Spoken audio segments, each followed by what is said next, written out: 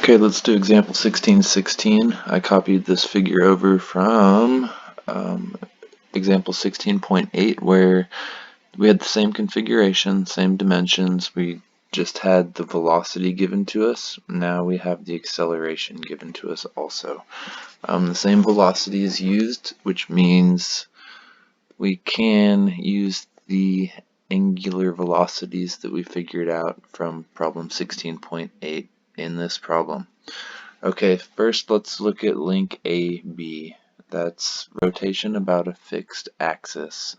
It has to be a fixed axis because A is pinned.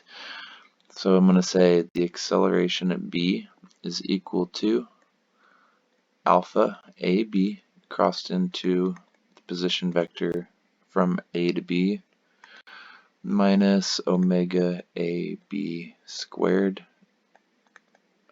times the position vector to B. And the position vector to B is just going to be a minus 0.2 in the j direction. Plugging everything that we know in, we can say the acceleration of B is going to be, let's call alpha AB a positive k direction because it's counterclockwise, and that's just an assumption.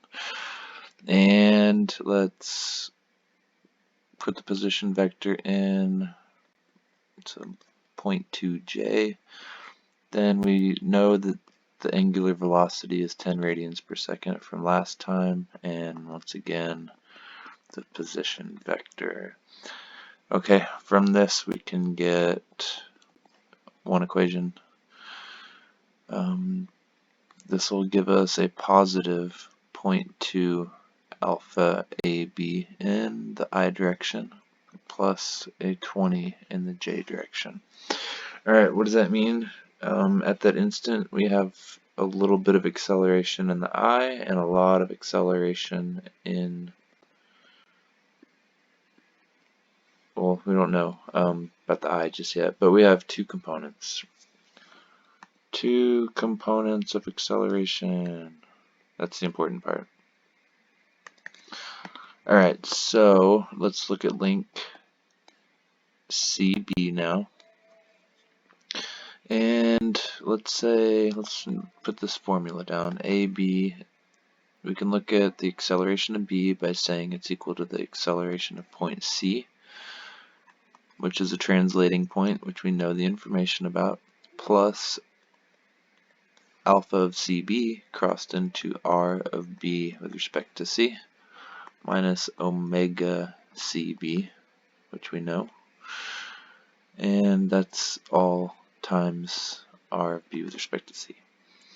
Okay, I'm going to take this whole thing and plug it in for the acceleration. So 0.2 alpha AB in the I direction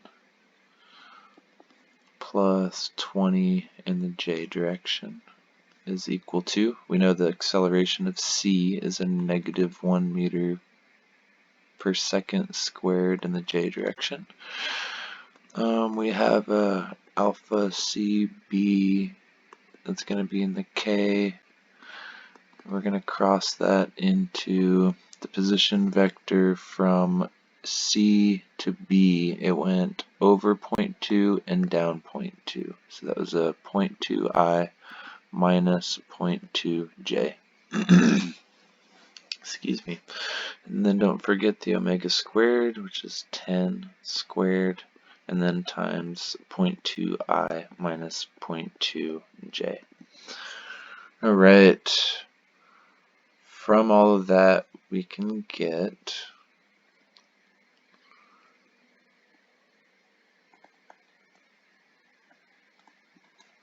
.2 alpha of AB is equal to 0.2 alpha CB minus 20. And with our J components, we get, I and J components, we get a 20, a negative 1 from the I. We're gonna do cross products in my head. plus 0.2 alpha CB. That'll be in the J. Yep, plus 20 is also in the J. Alright, there we go. One equation, two equations. We can now solve for our two unknowns, alpha A, alpha CB. Alpha CB can solve for right away as 5 radians per second squared, and it's a positive. It's going in the counterclockwise direction. And alpha AB is equal to actually a pretty whopping negative 95 radians per second squared. And that would be in that direction. That's what the minus sign designates. All right, thank you.